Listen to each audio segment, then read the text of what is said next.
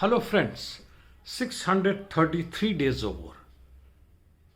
I decided today to come in front of you directly, rather collecting various videos on which YouTube tries and decides to delete them or even temporarily though ban my YouTube channel. Well, let us see how it works. I'm not dependent on this channel itself. Zelensky showed a video of Kherson front, probably trying to tell his followers, supporters, and his own people, including his masters, starting from US to NATO and others, that whatever is happening in Ukraine, it's not a defeat to Ukrainian armed forces. And this video was of Kherson area, saying that, or rather hinting that, the main effort has shifted from Zaporizhia front and even from the eastern front on Bakhmut. And probably wants to show that there has been gain. So what is happening in Bakhmut? Despite claims by Ukrainians that they have broadened their presence in Krynki Bridgehead, which to some extent is true. They haven't gained anything in other parts of eastern bank of Dnieper River. In Krynki, yes, they are occupying the central position. They were forced to withdraw, but again they came back and have advanced a little bit, rather broadened their bridgeheads. But there is nothing special.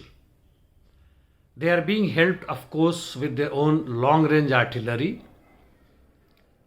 UAVs and other forms of electronic warfare, while Russians are using their own artillery, UAVs, and trying to destroy as many Ukrainian troops and weapon system as possible.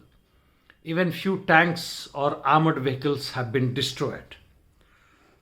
Well, coming to northern parts in Kupiansk, positional battle near Kupiansk has been reported. The Russian army has made some gains on Timkovka tract. In Simkivka, limited skirmishes continuing.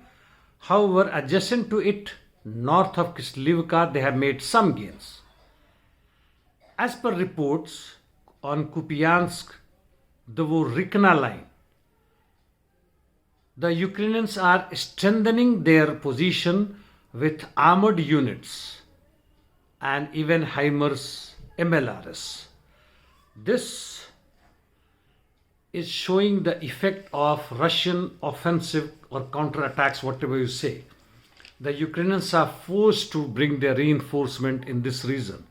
And probably that is the reason why in East, their offensive has come, or rather changed into defensive position, and Russians are advancing or at least taken full initiative in this region. As far as on Avdiivka front, the Russians have captured more than 60% of industrial zone. In northern flanks, Russians attempted to storm northern settlements towards coke plant along a railway line north of Krasnohorivka towards Novokalinovo.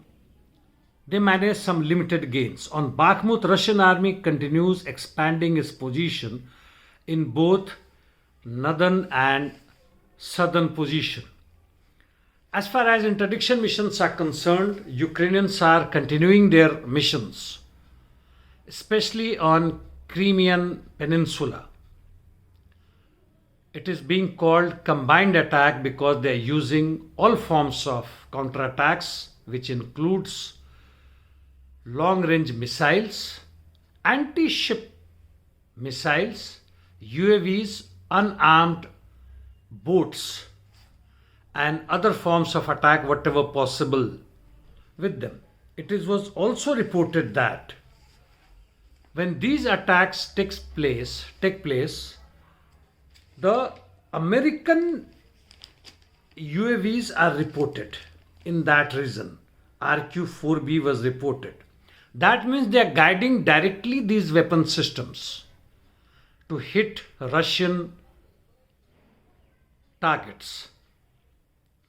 And why multi-directional, using multi-system of weapons being used?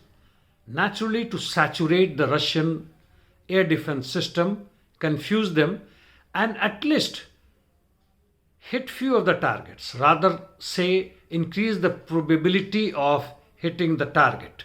In an interview, a former commander of 47th Separate Mechanized Brigade Company gave some reasons why Ukrainian counteroffensive failed. I will just list few of them for you to understand what has happened. It says that it was assumed that Russian army will withdraw from Zaporizhia as before, like in Kherson and Kharkiv, which did not happen. This time Russians dig into their defense and fought as now Ukrainians are fighting on various fronts. Second reason, they said, when the Ukrainians started their counteroffensive, they were disseminated, many of their companies, and that did not take more than 30 minutes. Their destruction, piling up of their armored vehicles was en masse. Forget about capturing even a small village like Rabotin, which held for 5 to 6 months, caused heavy demoralizing effect on Ukrainian commanders. It became beyond them. The durability of various tanks and armored vehicles like Bradley and Leopard were another reasons on which Ukrainians had relied heavily. 47 Mechanized Brigade, so-called elite brigade of Kiev regime, was disseminated. It was another reason. Well, I will not go in the full detail, but West, under the command of Pentagon, failed to realize that Russians could also held their defensive line strongly as ever. And their initial withdrawal was what Lenin used to say, one step behind or one step backward, two steps forwards. One step back or two forward.